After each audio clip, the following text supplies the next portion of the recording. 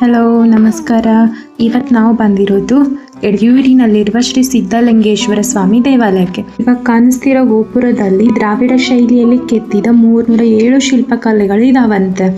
ಇವು ಶ್ರೀ ಸಿದ್ಧಲಿಂಗೇಶ್ವರ ಸ್ವಾಮಿ ಜೀವನ ಚರಿತ್ರೆಯನ್ನ ಹೇಳ್ತಾವಂತೆ. ಹಾಗೆ ಒಳಗ್ ಬಂದ ತಕ್ಷಣ ನಿಮ್ಗೆ ಗಣೇಶನ ಮೂರ್ತಿ ಕಾಣಿಸ್ತೈತಿ. ಇದು ಬರೀ ಟೆಂಪಲ್ ಅಷ್ಟ ಅಲ್ಲ, ಇಲ್ಲಿ ಶ್ರೀ ಸಿದ್ಧಲಿಂಗೇಶ್ವರ ಸ್ವಾಮಿಯವರು ತಪಸ್ ಮಾಡಕ್ ಕುಳಿತು ಐಕ್ಯವಾಗಿದ್ದ ಪ್ಲೇಸ್ ಆಗೈತಿದು.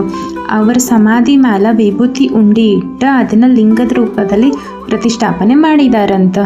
ಹಂಗ ಇಲ್ಲಿ ವೀರಭದ್ರ ಸ್ವಾಮಿ ಜೊತೆ ಭದ್ರಕಾಳಿ ದರ್ಶನನು ನೀವು ಮಾಡಬಹುದು. ಹಂಗ ಇವಾಗ ನೋಡ್ತಿರೋ ಪ್ಲೇಸ್ದಲ್ಲಿ ಕಾರ್ತಿಕ ಮಾಸದ ಕೊನೆಯ ಶನಿವಾರ ಲಕ್ಷ ದೀಪೋತ್ಸವ ಮಾಡ್ತಾರಂತ. ಇದಕ್ಕೆ ಗದಗದಿಂದ 500 ಜನ ಕಾಲ್ನಡಿಗೆಯಿಂದ ಬಂದ ಪಾಲ್ಗೊಳ್ತಾರ. ಇಲ್ಲಿ ಶ್ರೀ ಸಿದ್ಧಲಿಂಗೇಶ್ವರ ಸ್ವಾಮಿ ಮೂರ್ತಿಗೆ ಪ್ರತಿದಿನ 3 ಬಾರಿ ರುದ್ರಾಭಿಷೇಕ ಮಾಡ್ತಾರಂತ. ಹಂಗ ಟೆಂಪಲ್ ಹಿಂದ್ಗಡೆ ಹೋದ್ರೆ ಅಲ್ಲಿ ಅನ್ನಪ್ರಸಾದದ ವ್ಯವಸ್ಥೆ ಮಾಡಿರ್ತಾರ. ಪ್ರತಿದಿನ 3 ಟೈಮ್ಸ್ ಅನ್ನಪ್ರಸಾದವನ್ನ ನೀಡ್ತಾರಂತ. ಇವಾಗ ನೀವು ನೋಡತ್ತೀರಲ್ಲ, ಇದು ಬಂದ್ಬಿಟ್ಟು ಶಿಂಷಾ ನದಿದು ಟೆಂಪಲ್ ಪಕ್ಕದಲ್ಲೇ ಐತಿ. Thank you for watching. ಯಾರು ನನ್ನ ಚಾನೆಲ್ನ ಸಬ್ಸ್ಕ್ರೈಬ್ ಮಾಡಿಲ್ಲ, ಸಬ್ಸ್ಕ್ರೈಬ್ ಮಾಡಿ, ಲೈಕ್ ಮಾಡಿ, ಕಮೆಂಟ್ ಮಾಡಿ, ಶೇರ್ ಮಾಡಿ.